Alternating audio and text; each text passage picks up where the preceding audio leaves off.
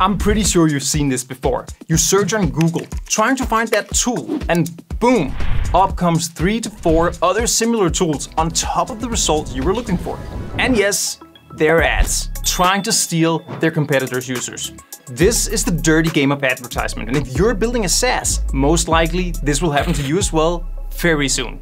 The question is there a way to protect yourself from this? Or should you just get dirty with everyone else and start running competitor ads too? Without going too deep into the moral and ethical discussion of this, the short answer is yes, you 100% should, for 2 reasons. Obviously, to drive conversions.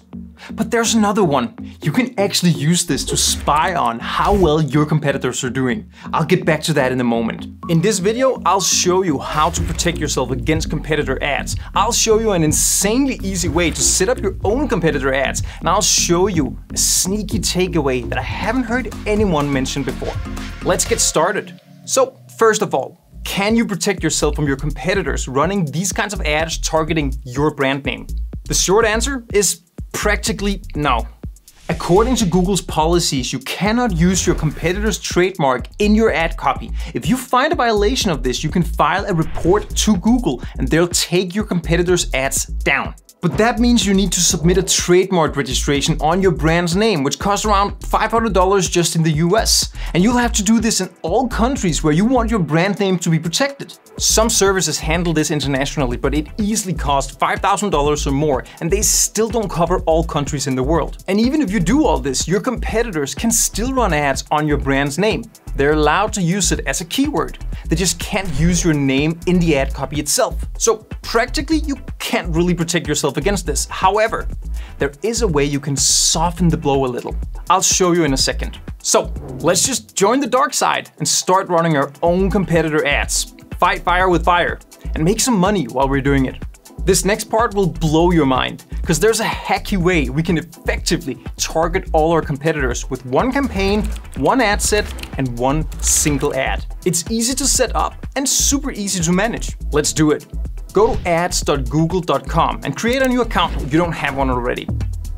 Go to Goals, Conversions, and set up a new conversion action. You'll need to install a Google tag on your website, and you need to decide what a conversion should be. Typically, this is a user signing up for your SaaS. Once our conversion goal is set up, we can create a new campaign. For the campaign objective, you can select either leads or sales. It doesn't really matter. Now add the sign-up conversion goal you just created before. For the campaign type, we'll pick search, and we'll add our website here. Give the campaign a name and we can move on. We want to focus on conversions, and we can skip the target CPA for now. We'll exclude the display network, but we'll keep the default settings for everything else. All right, this is where it gets fun. Here, we're going to add a list of all our competitors' names, and we're going to wrap them in square brackets. There are 3 different ways Google can match a keyword. If you just type the word or sentence, Google will use broad match. That means that Google will match the keyword or any other keyword that somehow relates to it. I personally never use this. It's quite a black box, and your ads might end up showing in all kinds of crazy places. For a campaign like this, we certainly don't want to use this. If we wrap the word or sentence in quotes, Google will use phrase match. This means that Google will show your ad on search terms that include your keyword. Much better. But for this specific campaign, it's still not good enough. We want to get very specific with the search term where our ad will show, and it'll be clear why in a moment. Finally, if we wrap the word or sentence in square brackets, Google will use exact match. That means that Google will target the exact keyword or sentence that's used, or keywords that have a very similar meaning. That's exactly what we want. So let's go ahead and add a long list of competitors in square brackets. In my case, I'm advertising one of my SaaS products, FeedHive, which is a social media management tool. So I'll fill in a lot of competitors in this market, both big and small. Finally, let's create our ad.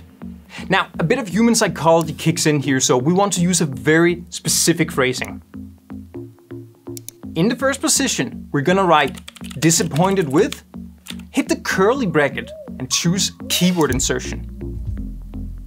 Pick Title Case and add a default text here.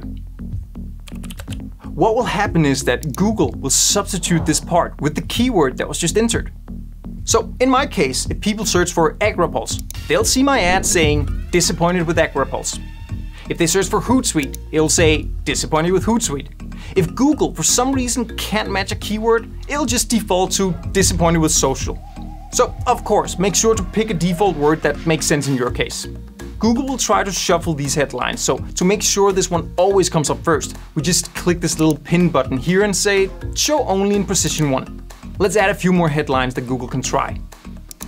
Only one of these will be shown together with the first one at a time, but Google will try them all and see what works best.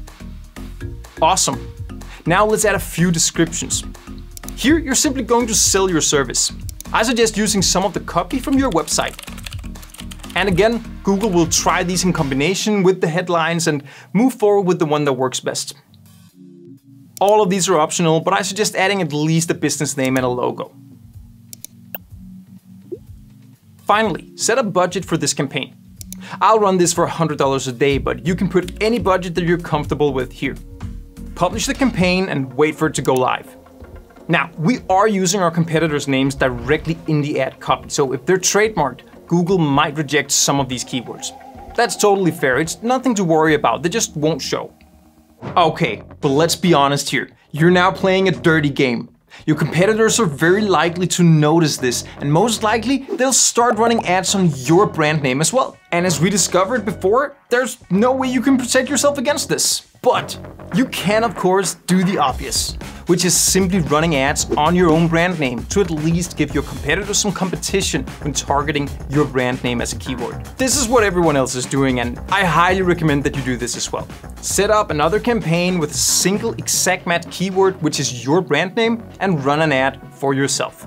And is it kind of stupid that we all have to run ads on our own brand name to protect ourselves from competitors' ads? Well, it's not a perfect world, but I do want to show you a huge bonus that comes from running exactly this kind of ads. Because there's a secret side effect to this that allow us to get a sneak peek on how well our competitors are actually doing. The secret ingredients is the phrasing of the ad. Disappointed with ? If a person searches for a tool and they click on a link that says disappointed with that tool, that means they're most likely disappointed with that tool. And Google will tell on them. Because we can see exactly which of these keywords are delivering the highest click-through rate and the highest conversion rate.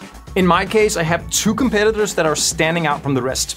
Hypefury and Ukoya are taking the lead here. Both click-through rate and conversion rate are very high on these tools.